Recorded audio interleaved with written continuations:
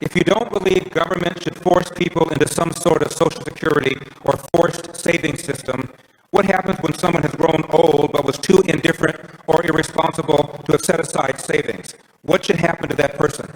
I believe I answered that question in the answer to my last question. People here that like grandma would donate to grandma. You would have voluntary mutual aid programs as we did before the government took over Social Security. Governor Johnson? Forcing people to do things is always wrong. It doesn't matter what good you do with the stolen money. Governor Johnson? Well, I'm not advocating that Social Security should be abolished. It should be self-directed as much as possible, and as President of the United States, I would sign legislation that would allow 100% of Social Security funds to be self-directed, but I don't think that they're going to pass that. So in the meantime, like I say, the reforms that are needed, raise the retirement age, you could have a very fair means testing, self-directed funds, and allow those that pay into Social Security and die before the amount of money that they paid in was actually paid back. Perhaps that could be passed on to their heirs, and that could also be a part of very fair means testing. Mr. Perry. I answered first. I'm sorry, Mr. Peterson. Peterson. Damn right it is. No one was dying in the streets before Social Security. This is about social engineering and control. It's time to end Social Security and welfare programs once and for all. Now, a lot of people don't know this story, but when the Pilgrims first came to the United States, they had a system. It was from each according to his ability and to each according to his need. And what happened? They ate each other because they were starving to death. How did they create the system that we have? The bounty, the cornucopia, the horn of plenty. The Thanksgiving feast came because they had private property rights and they had free markets, and that's how we will take care of the poor.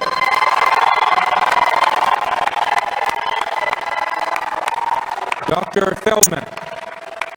The more somebody needs help, the easier it is for voluntary private organizations to give them help. They don't need help at the point of a government gun. Mr. McAfee. None of us are going to pass a child drowning in a river, even if we're dressed in a tuxedo heading to our wedding. You don't think about it, you jump in, you save the child. Everyone has a neighbor, a friend, someone is going to care. Libertarianism is not heartlessness. It's the opening of the heart to your neighbor and other human beings.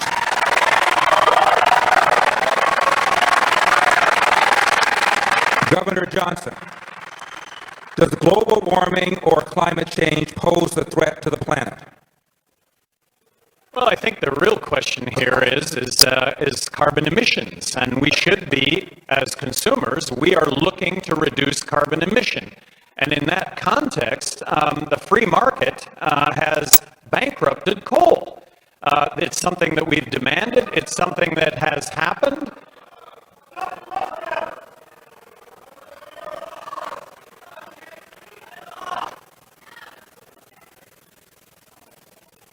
I'm not smart enough to say whether or not global warming is man-made. Certainly there is climate change that is occurring. Does that have to do with the sun and the relationship of the earth? I know that Harrison Schmitt, who walked on the moon and was senator from New Mexico, he really questions whether global warming takes place or not. But that said, carbon emissions is something that we genuinely, as human beings, want to see reduced. Coal is a good example of having been bankrupted by the free market. This is free market forces at work that have refused to put any money into coal. It's a fact. It's a fact. Mr. Peterson, does global warming pose a threat to the planet? The free market didn't bankrupt the coal industry. It was regulations and President Obama.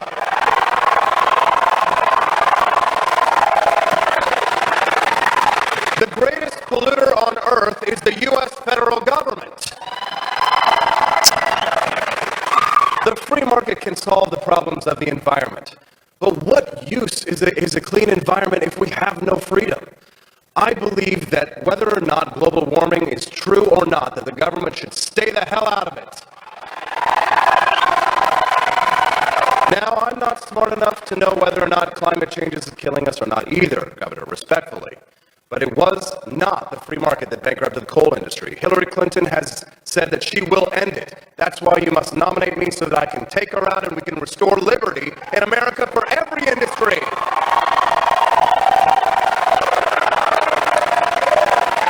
Dr. Feldman, I've been asked to ask you gentlemen to please remove your cell phones from the lectern. Apparently that's causing some sort of interference. Anybody have a, no? Okay. I'm a physician and a scientist, Right. and I don't know, but I should know. We all should know. But even if there is a consensus on the problem of global climate change, there's no consensus on the solution. This isn't being used as an issue for furthering science and humanity. It's an issue that's used to take our resources and control our lives.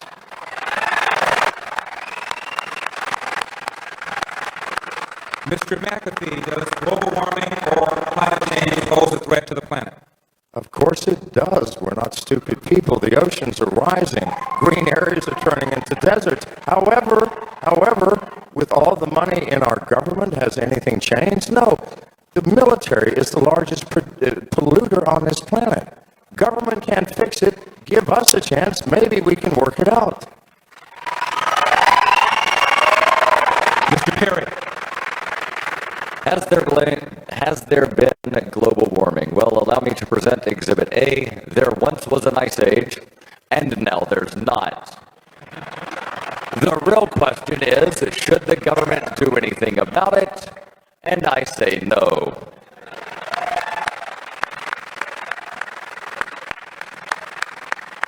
Mr. Peterson, what taxes, if any, do you believe in? How should government fund its essential duties and obligations? I believe in a voluntary society freely, totally, completely. If we are to have taxes, why not a lottery? A lottery is just a tax on people who are bad at math.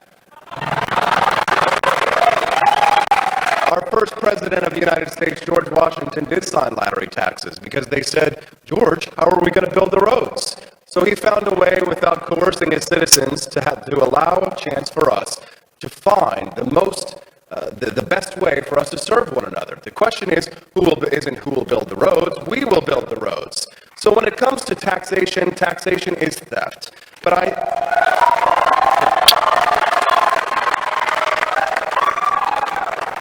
the end. Dr. Feldman.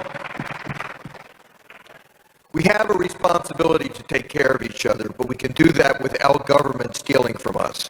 Taxation is theft, and it's the worst kind of theft because our government convinces people that what belongs to them belongs to the government. It's a lie, it's our money, it's not their money.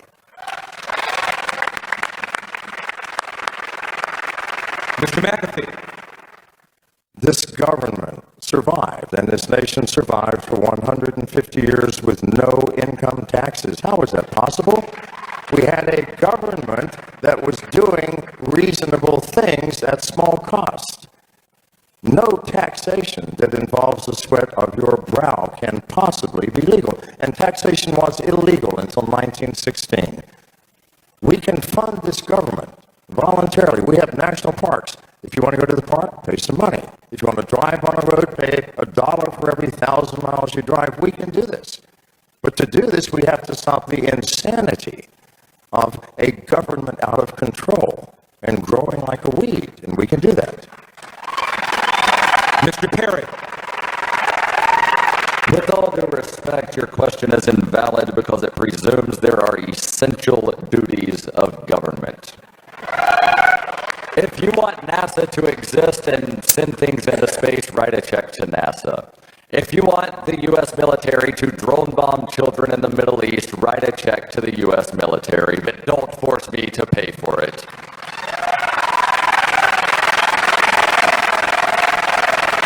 Governor Johnson. I've always said the best example of a libertarian tax is the gas tax. You use gas, you drive on the highways. Now the problem with the gas tax is it gets co-opted for other things. But that said, taxation is theft. I'm running for president of the United States, so if elected, I'm going to pass any legislation that reduces taxes in this country, however that is. But what I would advocate is eliminating income tax, corporate tax, and because we would do that, we would then be able to abolish the IRS, which is about as tyrannical as it gets.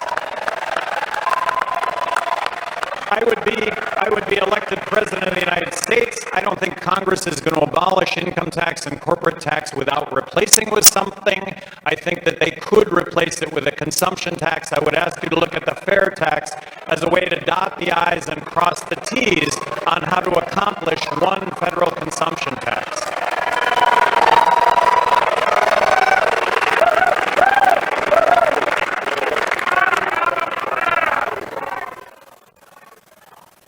Dr. Feldman.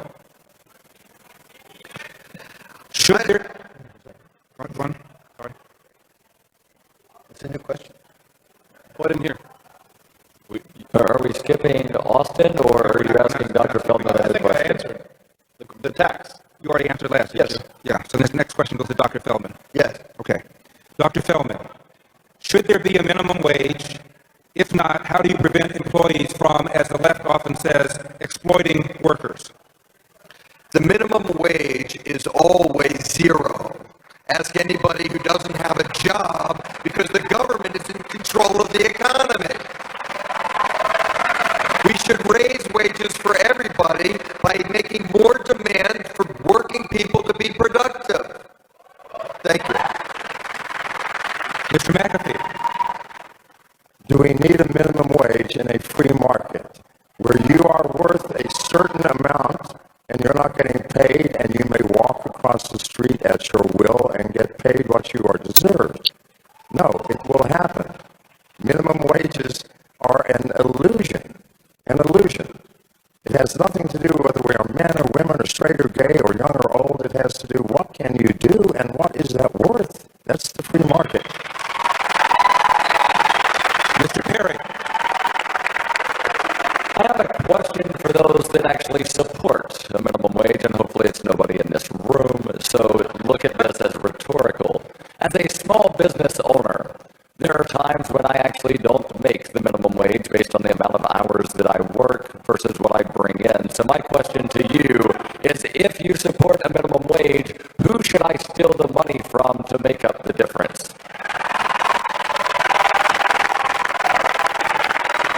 Governor Johnson? I really think that we're missing the boat on this argument. Look, $15 minimum wage, let's raise it to $75. Come on, let's be the most prosperous nation in the world. Let's raise the minimum wage to $75. Well, when you think about it, gee, no, you can't do that for anybody advocating the minimum wage. Oh, you can't do that, but you can do $15 or $12 or $7.50. Look, the minimum wage is the minimum wage. That's what it's called. It's not a living wage, it's a starting wage, it's the minimum wage. Mr. Peterson. The minimum wage was originally passed to stop black laborers from competing with white labor. It was racist. Now, the real minimum wage is $0, and it is harmful for the poor. Why? Because it harms the people who are unemployed, who are unskilled, who are unable to get jobs. Because if you have to pay $15 an hour, you're going to hire the best worker you can instead of the boy next door. We must put a stop to the minimum wage so that we can lift the poor and the middle class out of poverty.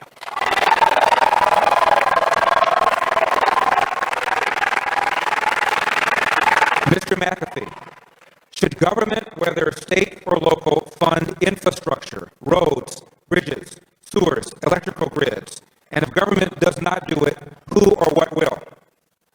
Each of those are separate problems. We have interstate highways. There are issues involved in right-of-way and various intricate problems involving eminent domain. So we have to address that differently than local problems. With our solar power and our new technologies, local facilities can be created to generate that. So, but the government should, at the maximum, be involved in the minimum part of this entire issue. Mr. Perry?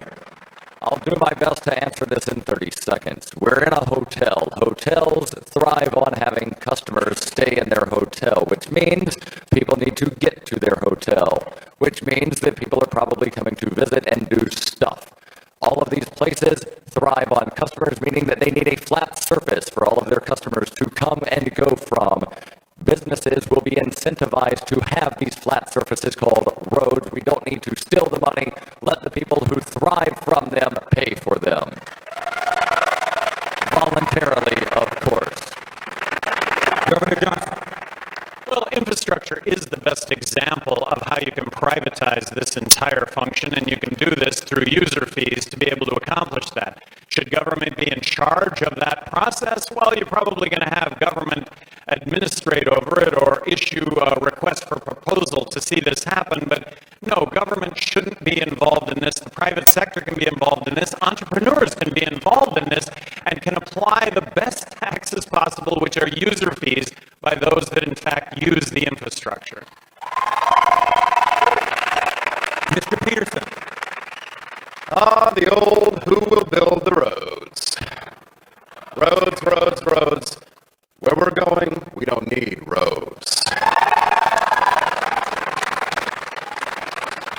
Because the truth is that in the future we'll have a jetpack. The statists are unimaginative. They don't see a future where freedom can solve the problems that are created by government. The free market can solve these problems. Take a look at what happened in Hurricane Katrina when people were suffering and there was no electricity. What happened? People stepped in and they started offering generators, and people said, oh wow, look, they're charging for these generators 2-3 times more than you might have learned on the free market. But they called them price gougers. But the truth is that supply and demand worked. And looks like I'm out of time, but who will build the roads? No roads. We don't need that. We don't need government to build roads. Dr. Philbin. The Constitution of the United States says all the government can do is what's necessary and proper. My balancing credit plan, balance the budget and keep it balanced, change all charitable contributions to dollar for dollar tax credits, puts each American in control of every dollar. If they don't want to send money to the IRS, they can send it to private, voluntary, charitable organizations to take care of grandmas and build roads and bridges and take care of veterans and do all the things that would need to be done, and then there's nothing necessary or proper for the government to take care